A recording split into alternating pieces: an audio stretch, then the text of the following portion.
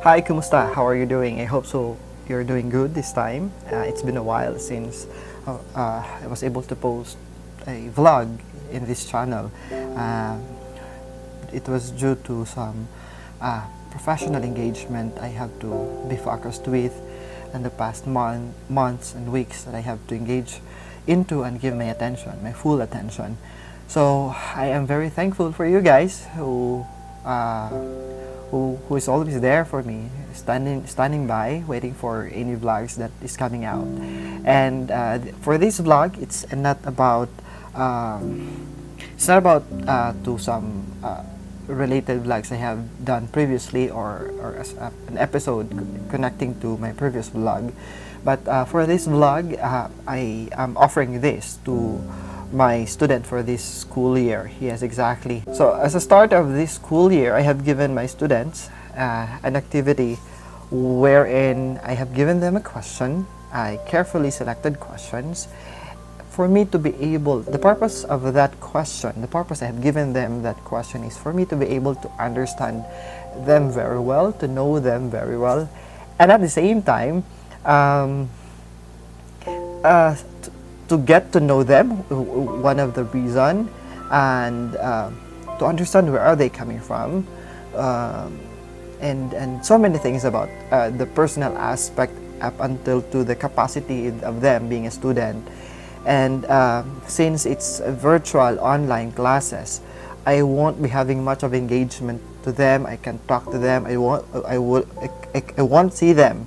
I won't see them in the classroom setup that I can see them every day and understand who are they, the troubles they're encountering, the problems they have. So for me to better understand who are my students, the set of my students I'll be handling for this school year, for this semester, for the first semester of the school year, I intended to give them question into a different way from what I've done previously about getting to know them, what are their expectations. This time, it's still part of the expectation to the subject, to me as their teacher, but for me to get to know them better, indirectly, I have given them a set of questions for them to answer. So this time, to my dear students, it's payback time.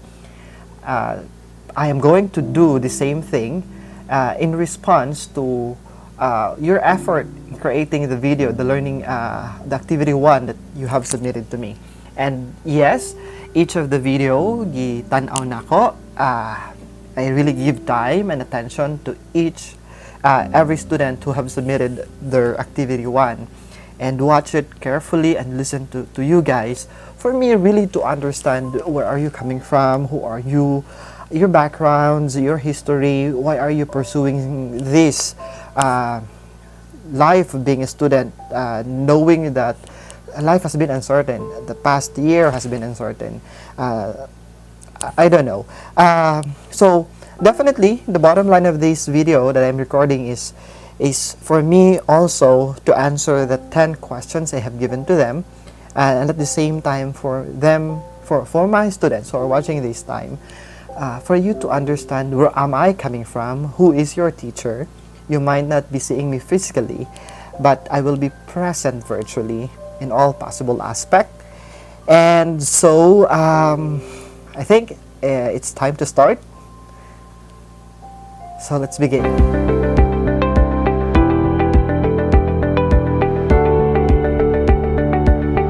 What made me decide to pursue studying? Just for the information of everyone, yes, up until this time, I am also studying. I am also enrolled, just like you. And just to be honest with you, in fact, na ako'y alkansya sa kwarto in which every day maghulog ko og mga sukli, mga sobra-sobra sa akong wallet or sa akong bulsa. And every payday, pag maabot ang sweldo, I would really separate an amount of money nga isulod na ako dito sa alkansya. Why? What's that for? Anong alkansya? Para unsa man nimo, sir? Actually, I in a year na ko target, that's to achieve something academically. Yes, it has been my not just a goal, but it has been myself ano na jud ko, it has been, I have been so passionate to do that na every year I should attain something academically. It could be either a short course, so wala pa yung pandemic, I would really save money to travel and to attend. I would save money for a year, and akong isaad sa akong kaugalingon na I would be attending the most expensive seminar I can spend up. So I would save money for my airline ticket, for my hotel accommodation, to the other expenses that I would incur to attend that convention or seminar. Now it's pandemic, mas advantage siya actually, because less the airline ticket, less the hotel accommodation. You were just sitting in at home on your comfort zone on a table facing the computer, and then there you go, you're attending a seminar, you're attending a convention.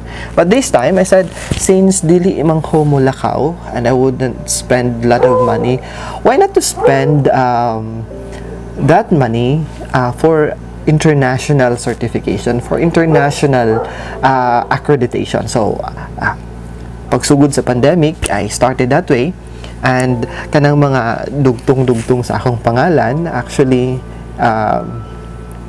those suffixes, those letters right after my last name were just rewards nako sa mga akong i-save sa alkansya. Yep, I do make it to a point na once in a year na ako international accreditation, international accreditation. Why?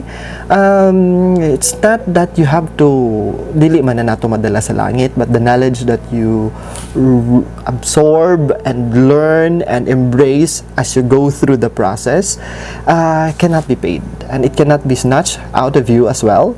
It cannot be taken away from you. And I'm also enrolled in a university this time.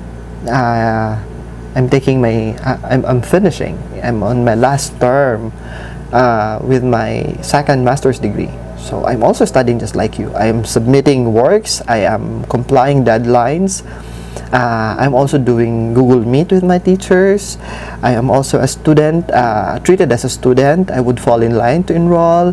I would look for people to sign my documents, and so many other things, just like a normal student do. So parehas po ta. I am also, and the pandemic, it didn't change anything about that passion that I have to attain something every year. And mas advantage pa nga, nakaingon ko na I should prepare myself karon na close ang economy, karon na everything is moving so slow tungod kay, you know, lockdowns are there, restrictions are there. In fact, ang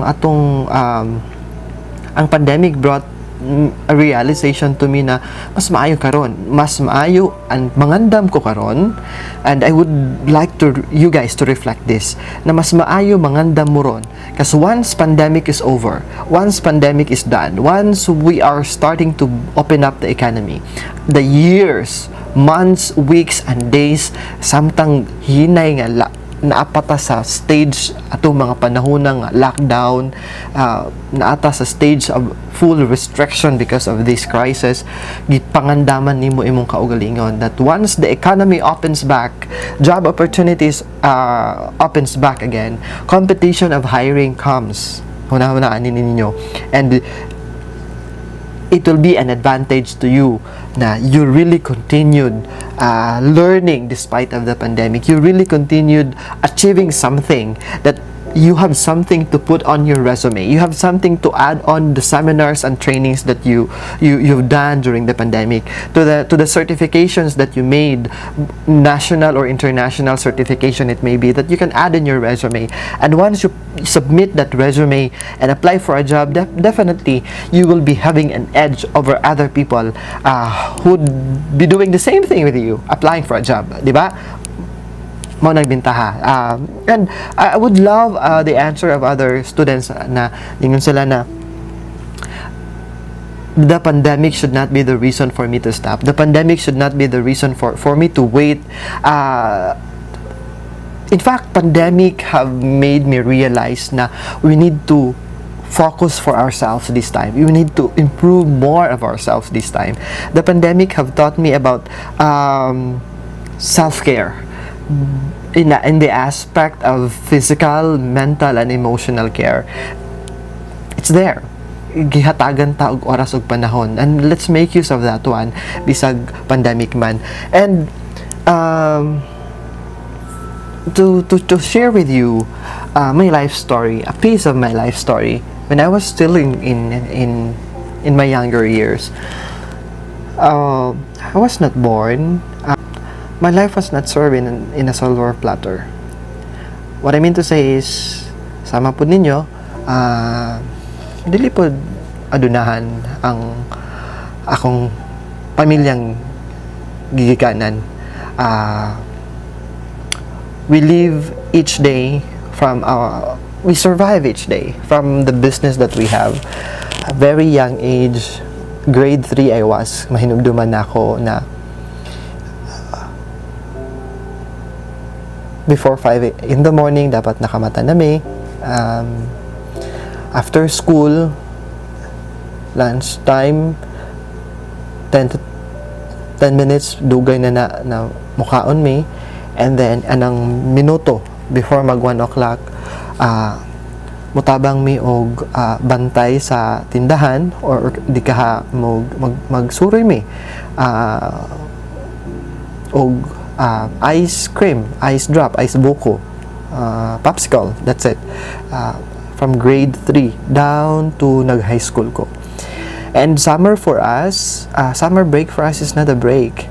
We are a full-time business partner of our parents. Naa ang among pagsuporta, naa ang among paghigugma, naa ang among kinasing-kasing na pagtabang sa negosyo because that was ours. And without any complaint. In fact, lucky for those students na who are studying full-time na walay mga other obligations because during my time, pag-abot na ako gikan sa school, I don't have anymore the luxury of time to open my notes, to study. I don't have the luxury of time to read my books and to do my assignment.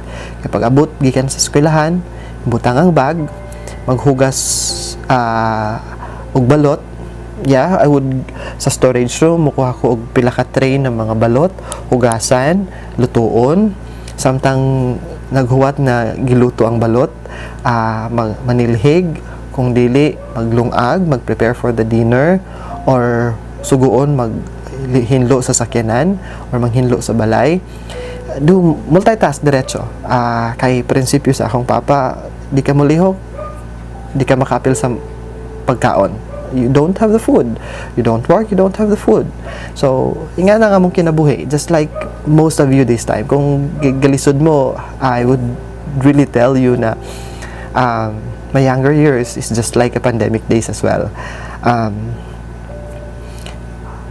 I would go home 1 in the morning or 2 in the morning. Imagine that. The entire night, nagsuroy ko og balot.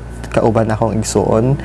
And adtuon na mo ang mga biliran, adtuon na mo ang mga beer house, adtuon na mo ang naay vigil sa patay, kay naa may daghang tao didto, naa may daghang tapok og tao didto. Meaning to say, naay daghang tapok, naay opportunity for you to have a sale para nakay-income. Imagine that.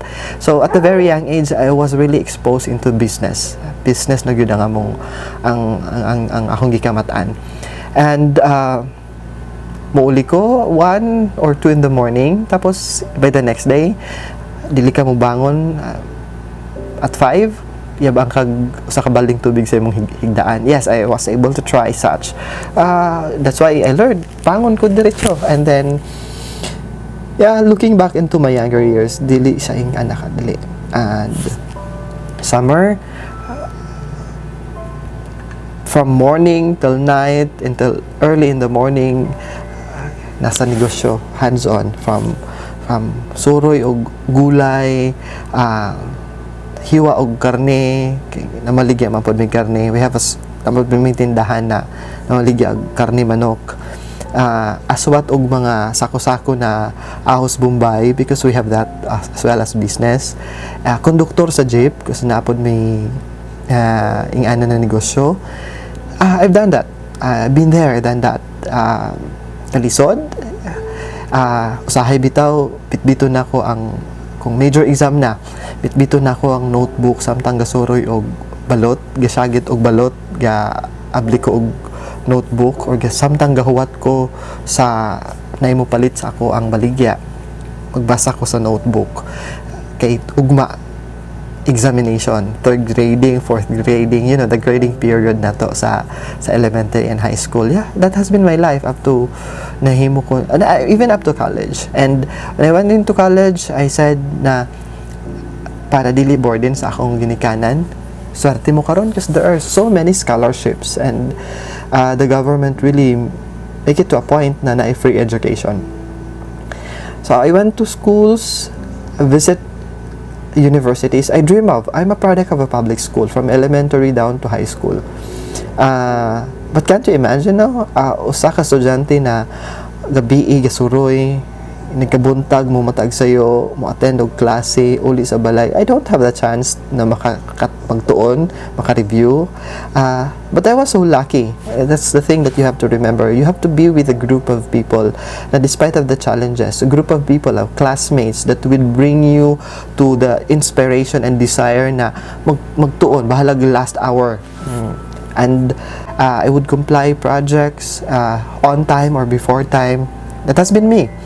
And dili-dali ang akong giagian. That's why makaingon ko, my entire elementary down to college life was just like as if it was pandemic. Even when I was in college, pag-college na ako, nakipuyo ko sa akong lola. And tungod kay nakipuyo lang ta, of course, you have to pay back. Kung unsay trabaho sa katabang, trabaho po nimo para dili ka maboy-boyan. Magamatawag alas 4, my lola would wake up at 3:30 in the morning. Ang ana man ang mga tigulang, no? Sayo kay mo mata. So I would wake up the same or sunod na lang ko og mata or the same time sa katabang pagmata sa katabang. Unsay trabaho sa katabang mo padahon trabaho before going to school. And I make it to a point nga para dili mabugatan og financially ang akong mga ginikanan. I tried really na I went to scholarships and I went to schools na ng mga government, state colleges and universities. Kaluoy sa Ginoo nakapasar man pud ko atong mga colleges and state universities na mga public colleges and state universities. And nagdungan bitaw to ni abot ang result for my application, and ako na bahala nagpili. I have all the choices. I have all the cards, the aces served to me. Ako na yung bahala mo pili sa best na school na akong eskwelahan. That has been my college life. So, if you are going to really to a point na si Sir dili kasabot, kasabot ko because I've been there, I've done that. Kalisod, katilaw ko ana. Mo to me mo komprami, alas 3 sayo sa buntag, akong amahan ng mag-drive, samtang ang mga supplier sarado pang tindahan, sa sakyanan mi natulog. Halos hot doon mi sa paako og lamok. You know, these things. It might not be visible to me right now, but I've gone through several sacrifices. And third year college I make it to a point na dili na ko sa Tagalog pabigat sa akong ginikanan. I am the second child. Ang akong maguwang was studying in the seminary, and seminary was so expensive. Always makita na ako si mama na manghinuktok sa daplin, nga problema because usahay mahurot na iyang puhunan because sa mga allowance sa akong maguwang, gastuhonon sa akong maguwang, plus na apami. Though naami sa mga public schools, para makita na ako na nagka-problema si mama. So, I make it to a point na in so many ways na makatabang ko. Third year college, I joined maulagi ani akong batasan bitaw na attend og convention, seminars, and training. So I was given an opportunity to attend to a training with the Department of Tourism. I was trained to be a tour guide. So I have been hired by the Department of Tourism as a freelance tour guide. In fact, that time dili pa uso ang accreditation sa tour guide. But I was a tour guide by the Department of Tourism and other government agencies. Ako ilang tawagon na tour guide and was earning big that time. Imagine guys, every time na ay foreign dignitaries, ambassadors, mga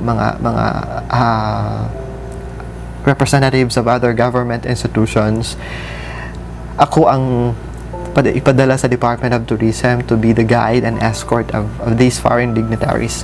I wasn't able to imagine na kaya to nako, but I was earning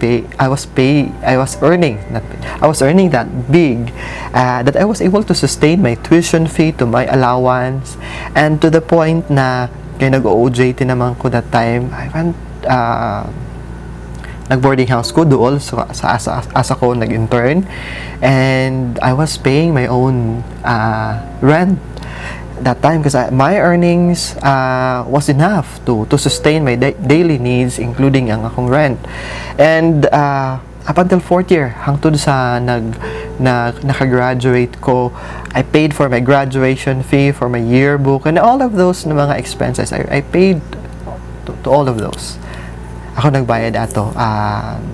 I can't imagine na na-survive to na ako. Looking back into my past, I wasn't able to imagine na nakaya to na ako. The challenge was there.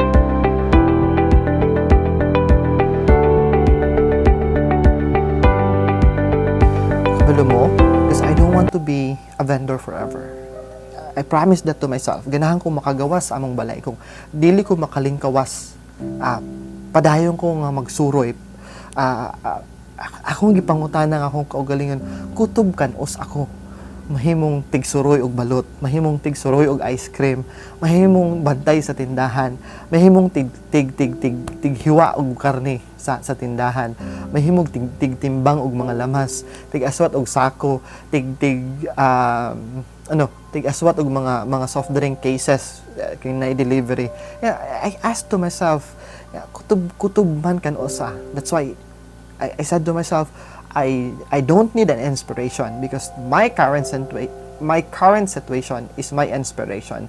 So it has been consistent. It has been consistent. Even this time, at my status, at my age, you might be seeing me achieving so many things, but still in myself, I haven't achieved anything. Ingon ko, dapat dili lang ko kontento aning akong status. Every year, I have myself should be my inspiration. My last performance is the basis of what should I achieve on the next days coming, on the next week, and the next month coming. That should be my basis. Kumbaga, who inspires me? Akong kaagi sa kinabuhi. That keeps me going. Dili ko pwede makontento. Kutob lang ko ani. Sa kalisod sa akong giagian, ingon ako sa akong kaugalingon na no, dili lang ka kutob ani. Pag college na ako, the story of being a vendor did not end. Pag college na ako, my father decided me na makipuyo sa balay sa akong lola para free ko og board and lodging because that's the closest house para sa eskwelahan, na akong eskwelahan. So, to make the story short, nakipuyo ko. Tungod kay nakipuyo ka og libre, dapat dili ka senyorito, dili ka senyorita. So, to pay back, you have to do the household activities, do the household obligation, the household chores. So, kung unsa orasa mamata ang katabang, maupod ang oras na mubangon ko. Kung unsay buhat sa katabang, dapat atbangan pod nako.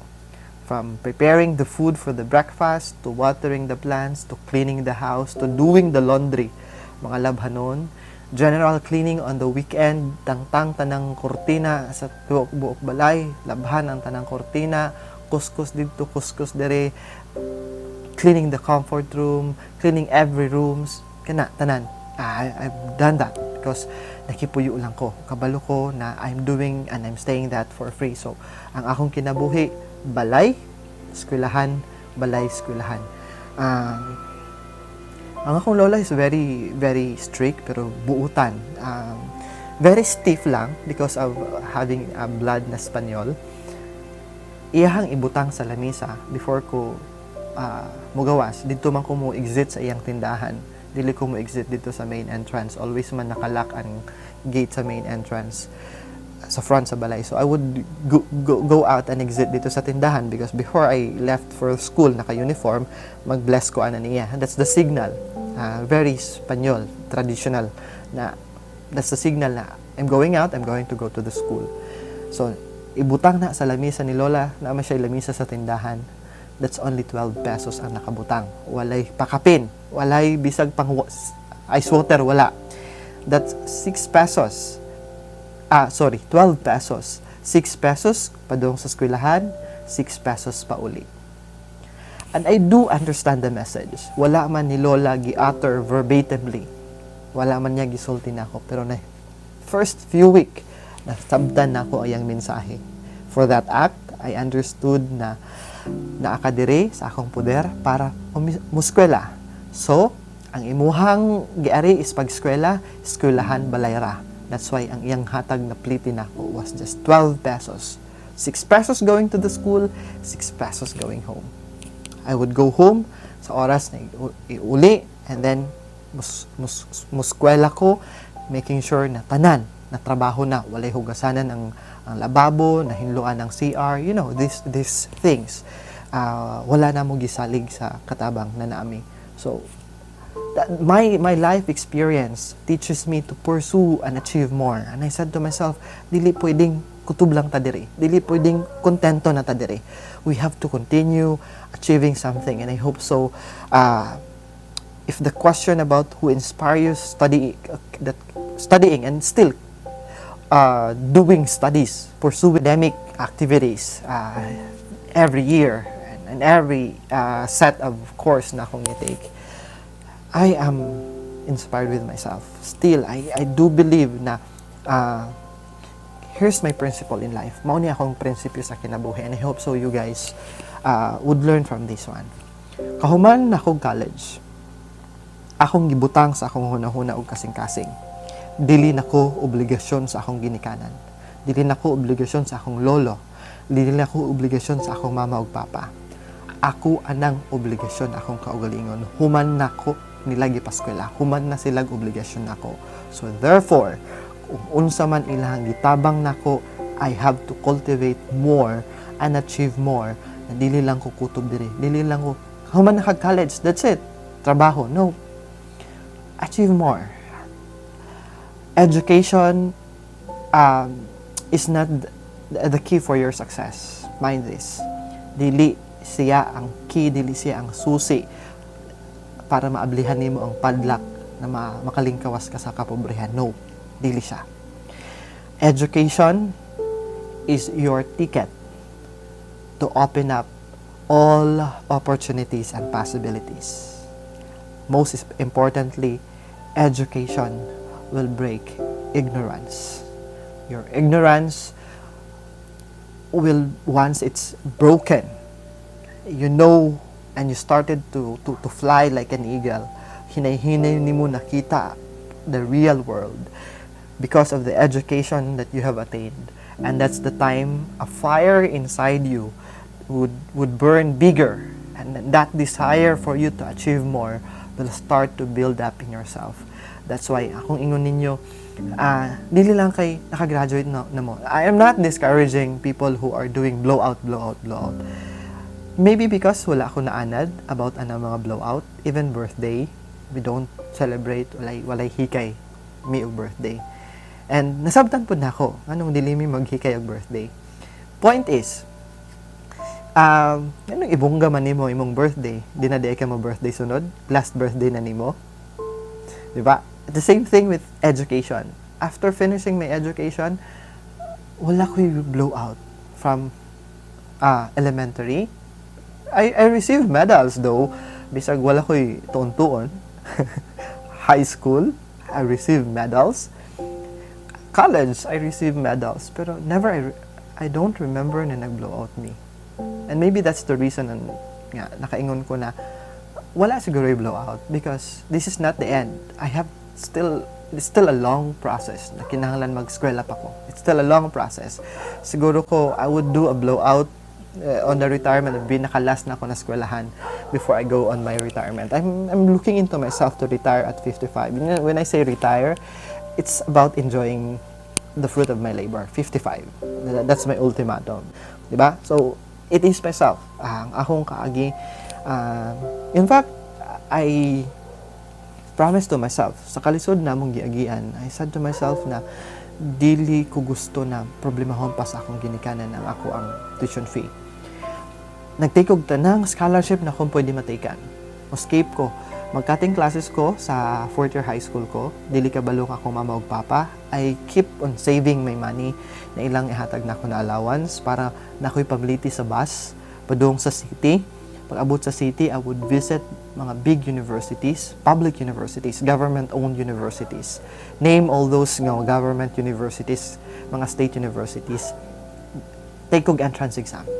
Kaya ingon na ako sa akong kaugalingon, kung dili ko makaskwela og public school, and wala ko'y choice, dili ko makapasar, I'd rather not to study. Kasi dili ko ganahan na bugat pa ang agian sa akong ginikanan. Because that time, I'm a second child. Ang akong mama ga problema because ang among elder brother was in the seminary, nasa seminaryo, and it is expensive to study in the seminary, in which nasabtan na po na mo. And then, that's why I give it to a point na dili ko pwede na I am an additional burden to my parents. So though mutabang ko sa negosyo, but here's a but, I would do summer job on a regular hours. Pag uli weekend, tabang ko sa tindahan. Summer job, at the end of the summer, tanang natigom na ako na kwarta, pampalit na ako og gamit sa eskwelahan, pampalit na ako og uniform, pampalit na ako og sapatos. These things out. Dili na ako pa ngayon sa akong ginikanan. 3rd year college, I was self-sustaining. When you say self-sustaining, I've heard mga estudyante na ako who are doing job this time. Part-time job and full-time job. I do understand you guys. In fact, I was a working student from 3rd year college down to 4th year college. I was doing freelance tour guide. Aning akong desire really to attend trainings and conventions. So, it brought me to a possibility of I attended the Department of Tourism tour guiding training. I don't know, there was a spark. Pakabasa na ako sa post and an invitation of a classmate. Sige, let's go there. After it was 5 days intense training. After that, I started to be a tour guide. In fact, I was featured on TV, TV Patrol, way back, years ago. I was a young tour guide. Features at TV Patrol. I was touring and guiding the news team to destinations, promoting a tour package from the Department of Tourism. I was earning good. Dako ang akong income that time. Though freelance, imagine that guys, DOT was calling me, would call me on basis na may mga guests sila coming in. Provincial government and other government institutions would call me kay si DOT ang mo refer na nila nako na mangnawag sila sa even travel agencies, manawag sila sa DOT to ask help for a tour guide. Ako, so 3rd year I was very tight na because mga major exam na, and 4th year is internship na, so it was very tight na. But then again, I said to myself, kung dili ni nako dawaton, how can I sustain my studies? So I did freelance another tip.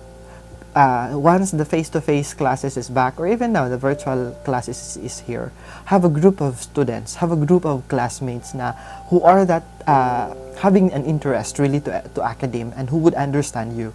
Because paka makadawat ko, imagine this guys on the middle of classes, hapit ko mahagbong sa akong foreign language na usa nga subject, Chinese, hapit ko mahagbong ato because most of the time matimingan akong oras sa akong Chinese class, mao ang akong schedule na mo text si Department of Tourism or other agencies moingon na, France, a driver will pick up you in your school, you have this group of people na i-tour. And I wouldn't say no.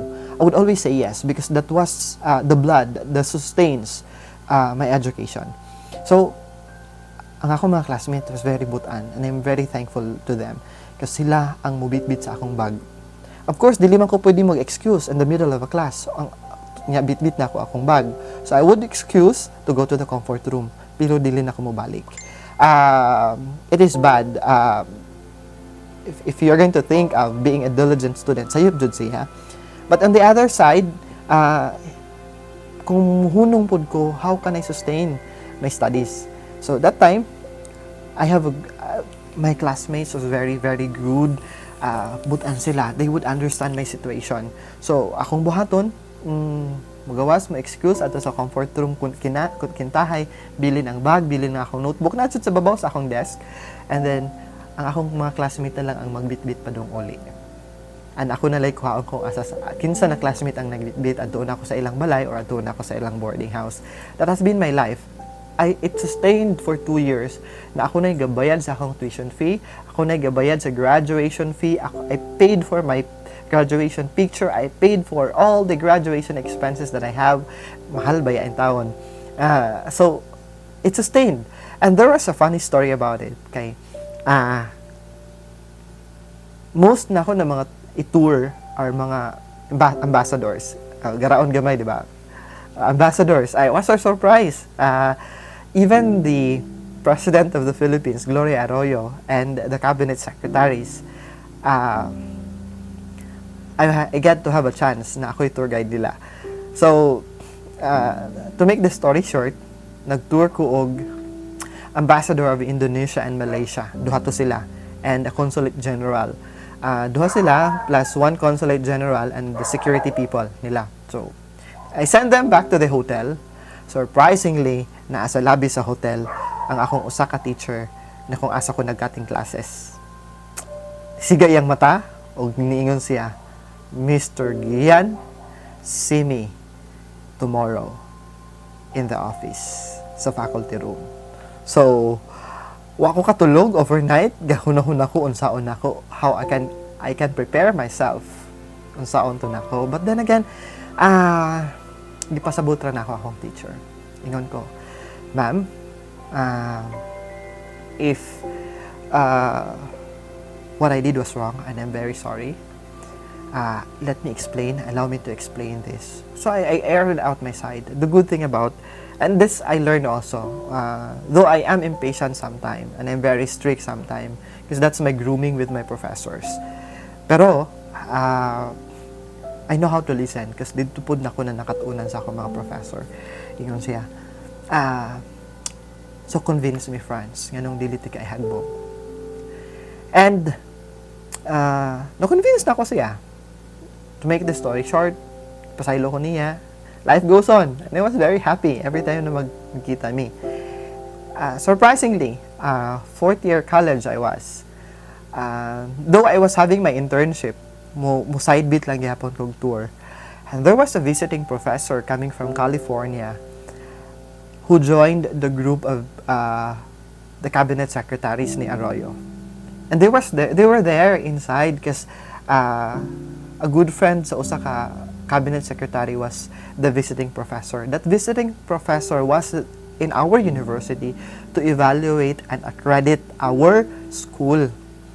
So, to make a story short, I stood up in front of the coaster, presenting myself. Good morning, everyone. My name is Franz. Whether you like it or not, I'll be your tour guide. So, I was that, the hype and the energy was there. At the end of the tour, a week after, na anay resulta. Gipatawag tanang university officials and faculty. They went to the convention hall sa camp sa university. And then, surprisingly, katong ni-appeal sa tour na visiting professor from California who was an evaluator sa among university showed to all the university officers, to the faculty, tanan, because they were in the convention hall. kay ilahan ng ihatag ang results silang evaluation sa university. I did not witness this, but it was my professor who told me, kay gipangita ko sa university president. On the aspect of the student evaluation, niingon ng visiting professor from California, you know what? I have given you a very high rate, passing rate or grade. Kitagaan tamog pinakadako na score on your student performance and well-being because of this person. And it so happened my face while I was doing a tour guiding, gipicturean di ko niya and gi-flash niya sa screen. And he said, this guy impressed us a lot. He is your student in this university, and he was the tour guide of the cabinet secretaries of President Arroyo. Imagine that. Your student impressed us. That's why we are going to give you an A+ grade for this aspect sa inyong university. Meaning to say kuno, maayo inyong pagtuldo sa inyong mga estudyante. Because even ang tour guide sa presidente is a student ninyo dire. That's why gipangita ko sa mga faculty, and because the school was rewarded for an accreditation, level 3 accreditation from an international accreditation from University of California. So mo to ni gipangita ko nila, na they said na, Franz, giyon sa to nimo nganong ning ato man to? And I said, I don't know, I was just doing my job. I was just enjoying things na kinahanglan ako buhaton as a tour guide. I'm paid for that one, no more, no less. I'm just enjoying what I'm doing. I didn't take those things as a burden. I don't take those things as a job. I take those things as a privilege. Not all the students in the university natagaan tong pribilehiyo.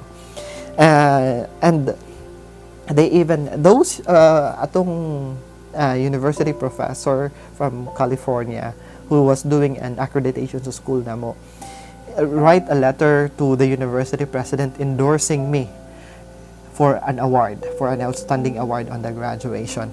So during the graduation, seniors ball, we have a seniors ball in the university. During the seniors ball, dito i-award ta ng mga awards because the graduation ceremony wala na yung mga award. So seniors ball na award. And I did not expect na ako award. Yes, it was just my professor who said, Franz, kinahanglan na ka. Franz, kinahanglan present ka. Franz, kinahanglan na ka. Ay mangluod ko kung wala ka. So the dean approached me and said, you need to be present during the seniors ball. Ingon ko, ma'am, naabay ako yung racket, ana. When I say racket, they knew it already. So I have given a mark already. Nailhan na ko nila because of the things I've been doing extra outside of the campus. And I've been the topic of the entire campus, all the faculty and people there because of what I did na ni-reflect dito sa evaluation. So, wala akong mama, wala akong parent, kaya dili lagi ko kabalo. On that seniors day, na-ade ko award. So, gitawag akong pangalan. I received 3 awards. 3 awards. And yung hungan ko sa among din, ningon ng among din, if you only, kung wala kay absences, and you really dedicated your time studying, you could have been summa cum laude. And I said, nag-smile ako. I responded with a smile because I didn't strive that hard man pod to be awarded for that one. So the awards that I received, dili na lang ako isulti. But extra na lang to sa akong giagian when I was at college. So if for the question again, what kept me going and still nurturing on learning, those are the experiences that I have in my life. And my life wasn't served again in a silver platter. So let's move to the next question.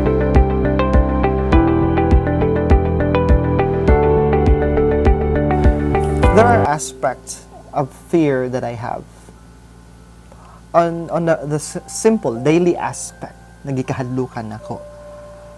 Una, mahadlok ko every time, mahadlok ko mag-abli og ref na empty, walay sulod.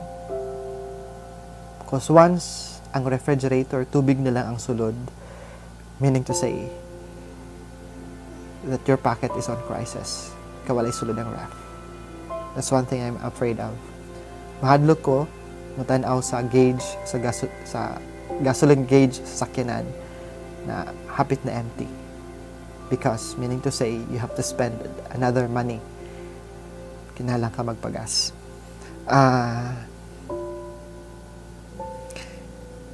Mahadlok ko,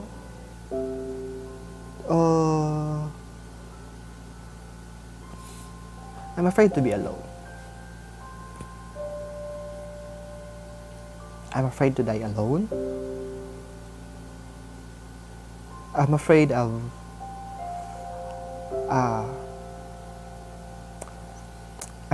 failing. Because all throughout my personal journey, all throughout sa tanang plano na ako sa kinabuhi, so far God has been there with me. And I was able to survive. Tanang akong gi-ambisyon na-achieve na ko. Na-surpass na ko tanang challenges, buyag-buyag pod. That's why I am in great fear of losing. COVID-19, because of COVID-19, fear of dying is also there. Dying of anyone around me. Bikadlukan po na ako. No one is prepared to die. But dying without fighting of survival is a different story. Dying because of carelessness is a different story. And dying alone is a different story. So those are my fear. Being a professor, being a teacher, being an instructor,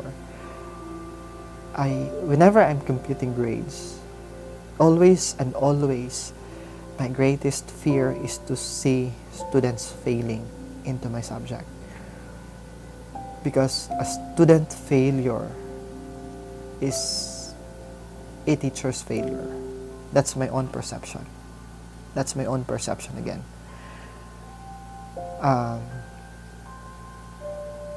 Mahagbong ang estudyante, ma-depress ko because I would blame myself. That's why I'm always in great fear of students failing on my subject. But I don't have choice. Up unless I fail you, that's the only time you will learn lesson also. That's why ingon ko na. Grades might not be the basis of who you are in the future, but it will be the basis of who you are as a student. And life start of being a student. Learning to survive starts from being a student. So, I don't have choice but to teach you the lesson in a harder way, and that's failing you. Another thing that I fear about is whenever I check my bank account, when the number of digits are getting smaller,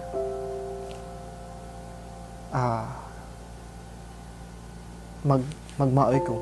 I would contemplate, maghunahuna ko, and diha mo sink in ang mahadlok ko. Because it bounces back to what I mentioned first. Mo-reflect man gyud siya kung napay sulod ang ref.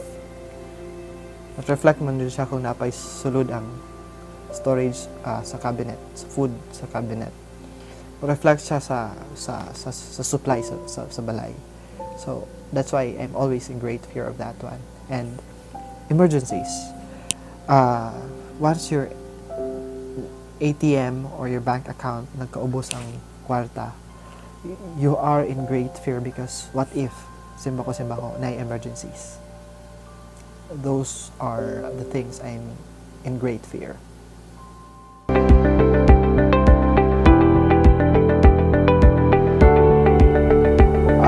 What should I change about myself if I could?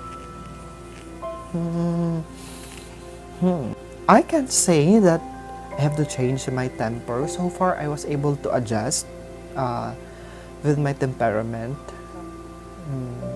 Being strict is something that I should not change. Because I learned a lot na once luag lang ang imong bakos in the terms of managing people and managing students, managing business, kung luag imong bakos, based on experience, luag lang imong bakos, relax lang ka, dili ka stricto, you're prone of abuse, abusar, and people who would take advantage. That's why it's a big no-no. I want do adjustment. It's no bargaining if it's about me being strict. Being perfectionist, nausab na nako. I have dropped down my standards already. But mind you guys, before, I would train my students before they would take NC2. Whatever NC2 is that. Pila ka gablet ang mabuak. Labay na ako sa pader. Kung dili sila makaton. One-on-one pa na. Whenever I would join competition, when I would bring my student into competition, dili ko gusto na wala may trophy, wala medal na may madala ang akong estudyante, mga estudyante.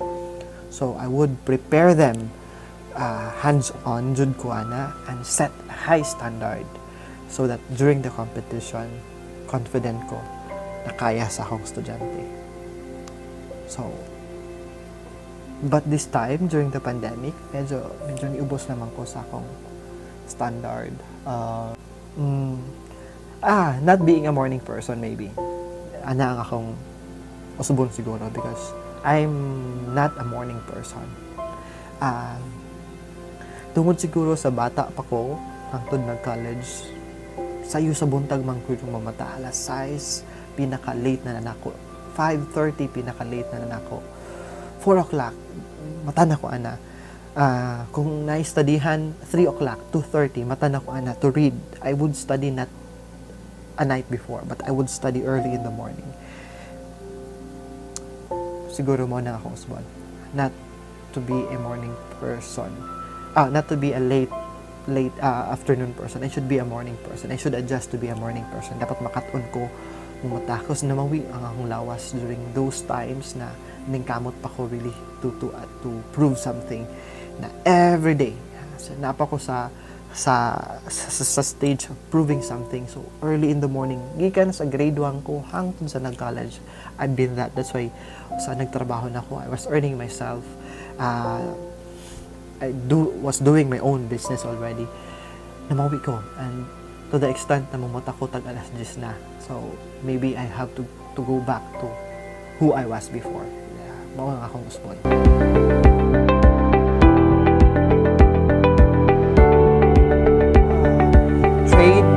Between intelligence and looks. Na yung mga estudyante, by the way, I just wanted to share, na yung mga estudyante na, they have been honest na wala ko nun sila kasabot sa question. Actually, ipapili, irata mo. Asa ba inyong pilion? Ibaylo. Ang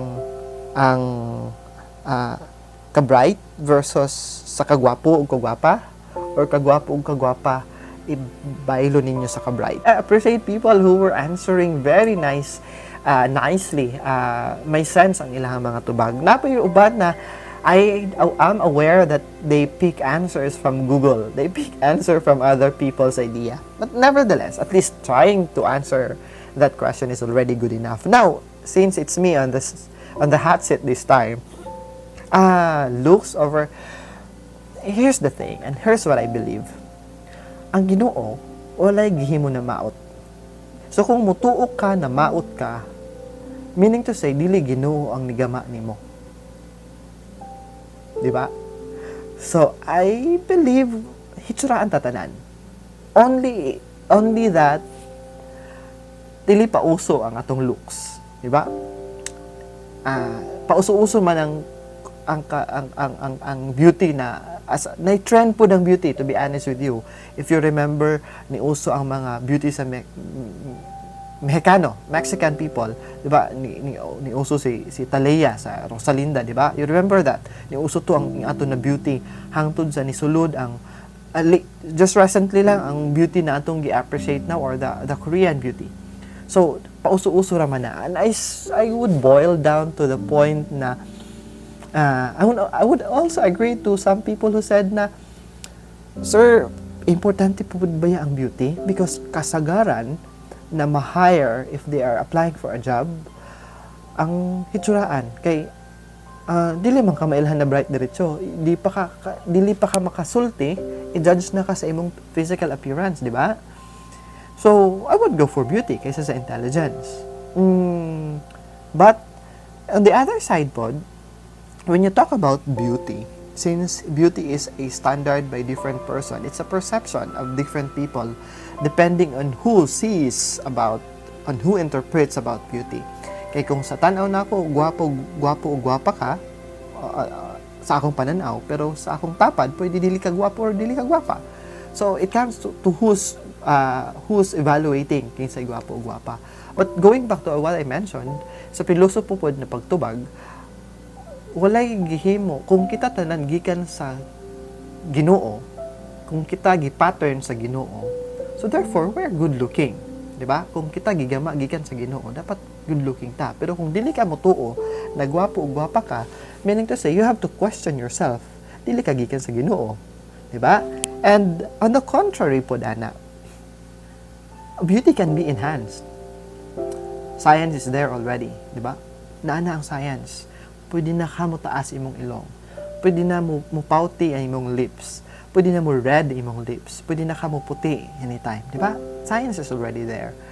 And we were forced to wear mask. Now, where is the beauty? Sa social media na lang, di ba? Kasagaran pa jud, dili ang imong expectation tungod sa profile picture, sa face-to-face na napagtanaw, layo na kaayo, diba? But on the bottom line of what I'm saying is that though people now, 80% of more of people are visually appreciative, meaning to say mas mapabor sila og evaluate og tawo physically, physical appearance pa lang, most especially pag nag-apply og trabaho, diba? But for this time na nakamas na tatanan, beauty now are being set aside. Intelligence, on the other side, can also be enhanced. Kung dili ka gipanganak na bright, actually, there are people who are naturally born bright. Bisag dili sila magtuon, kabalo jud sila. But there are people, but being bright can be honed, can be practiced through reading, discovering, researching, di ba? And enhancing yourself through studying. So, this intelligence na gi-require nato can be enhanced by yourself, di ba? Makatun ka og mga butang, even watching YouTube. Makatun ka to cook, makatun ka to drive a car. Just do self-based learning. Imo lang ka og galingon gadiscovery lang ka by yourself. So therefore, intelligence can be enhanced. Now, with the question, kung ako'y papilion between beauty and intelligence, I would, if chance given, kung pwede mapunit na ko ang duha, I would really choose both. But if usa lang jud ang papilion, I would go still with intelligence. Lisod man gyud ang intelligence. Dili siya pwede maritoke, just like beauty na pwede ka moadto ni sa doctor o ipa-enhance nimo. Walay, I don't know if naana by medicine na i-inject sa imong ulo para mahimo kang bright. I think wala pa na na-discover. Enhancement, beauty enhancement na anoon, pero intellectual enhancement, I think wala pa. That's why dito lang sa ako sa beauty. Dito lang sa ako sa intelligence. And with the first phrase and sentence I said, tanan tagi gama sa Ginoo na gwapo o gwapa. Kaysa man gikan man kahata niya, unless kung dili Ginoo ang nigama nimo, dili ka gwapo o gwapa. And sa akong giingon pud kaganiha, na ay panapanahon sa standard sa beauty. Siguro dili pa nato panahon karon na gwapo ta tan-awon. Kay ang tan-awon karon sa most especially the Filipinos na mga atong standard ang atong basihan karon for this present generation. Ang basis nato sa beauty is ang mga Korean. So maabot ang panahon, mausura po ang atong beauty.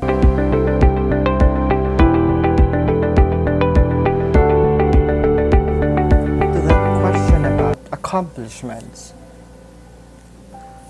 I can say that the proudest accomplishments na pwede na ako ipanghambog, it's not about the rewards, the awards, the medals, and the trophies I was able to bring home. But the greatest achievement I would always count on is whenever I see my students, my previous students, who are now working abroad, working in the banks, successfully doing their business, dili man sila nako kadugo. But I know something in their life, and a part of them was I have a contribution. Na ako'y contribution. Mahalag gamay, bisag 0.1 lang to. But I contributed to wherever they are. Asa na sila karon. That's why if you are going to gauge about greatest accomplishment, it has not I won't brag bank accounts, I won't brag properties, I won't brag medals, honors, recognitions. I would always brag where my students, where are they now? Atong ako mga students from different schools, where are they now? And I'm always happy whenever they would send a message of thanks to me. Dili sila makalimot, at the same time wala sila kalimot. And most would really appreciate na, sir, ang imuhang kamaldito, ang imong ka-stricto, wala mi naglisod og adjust sa trabaho, because we can adjust to different type of people, different type of boss, because sa imuha pa lang you really set that standard diretso, and then ang amo na lang is just to embrace the environment. I'm happy and always proud whenever I would see my students na nasa cruise ship na karon, nasa abroad nagpuyo na karon. You know, these things are the greatest accomplishment of somebody who have been doing this profession, and it's rewarding on my part. I hope so. Kaning present na batch na akong gihandulan, one day I can look back and I will also be proud. Part of me being proud is you achieving something in yourself and honing your skills and being somebody in the community. One day.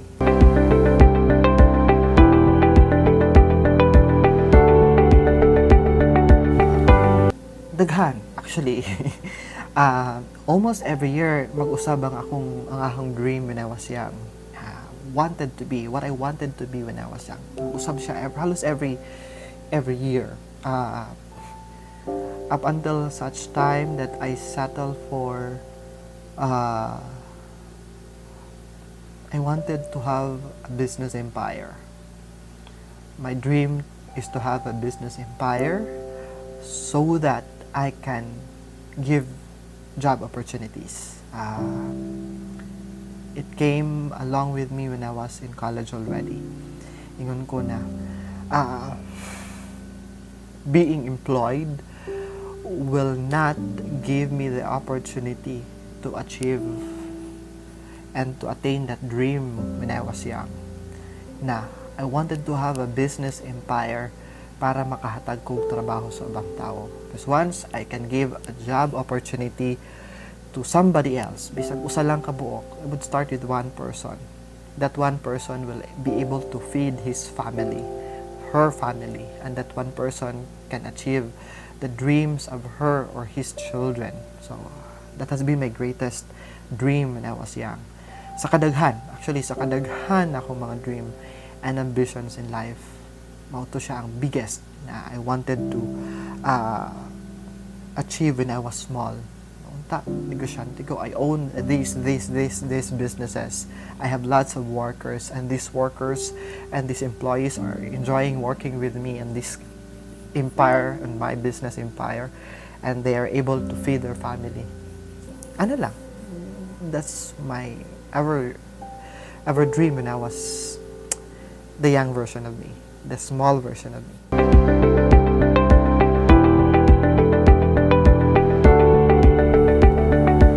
Survivor of COVID pandemic, that's one.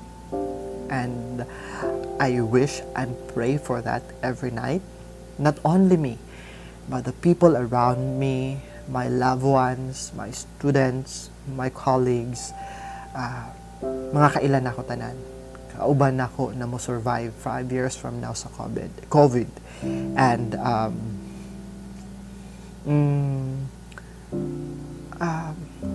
there are a lot of people who have been asking me to join politics. But it would be a retirement thing. Dili pa na matabo in the next 5 years. Because the next 5 years is not yet my retirement period. So, dili pa. Siguro, that's my biggest achievement and our achievement. So, stay safe always. Follow the protocol. Because 5 years from now, all of us, we can declare all together that we are all COVID pandemic survivors.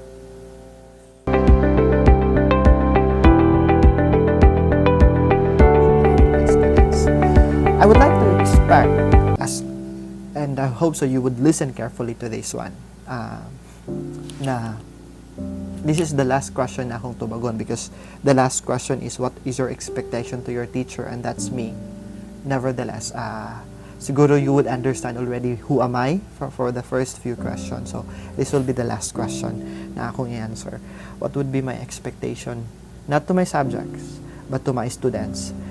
First is, be guided with the principles. Be guided with your purpose.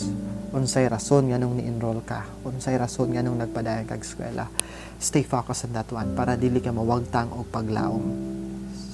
That's the first expectation that I would have. Second is, stay committed. Gigasto ka or gipaskwela man ka sa gobyerno or giloadan man ka.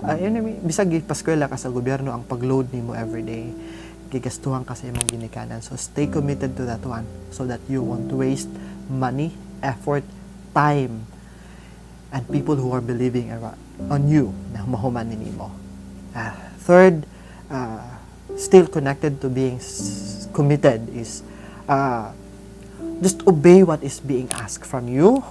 Comply, not because for the sake of submitting, but submit things with all your heart, believing that that was and that is your best na imong isubmit. I am expecting you to have that one. And I would expect that no one will quit. Tanan na sa akong master list karon who enrolled, no one will quit. Tanan mupadayon, tanan nga nagsugod, dapat tanan muhuman. Bahalag unsa na problema ang inyong sugaton. Sorry for that. But sa tanang problema na inyong sugaton, dapat determinado mo na humanon ang inyong nasugdan. That's the thing na akong gi-expect from you. And finally, I would expect you to cooperate and not to give stress. The world has been so stressful. So don't be an addition to that stress. Alright? Ikaw ang ni-enroll, ikaw ang estudyante, be committed to achieve those activities and planned curricular activities, na academic activities that is planned for you. Buhata, and don't be a problem later at the end of the semester. Alright? Makapasar mo, simple ra naman ang akong rules. Buhata ang mga ipabuhat sa inyo, ha? Be committed to that one. Submit on time. Be religious on those activities. Pass the quizzes and the major examinations. Be up to date. Be prompt. Be polite. Those are just simple things. I know kaya na ninyo. So, those are the questions tips that I have given to my students, to my dear learners. And I know you guys are watching this right now, and I hope so you learned a lot from this Q&A that I had. And fair enough, I was able to patas na ta, because you did a video answering all the question. Now, fair enough, nahatag na nako.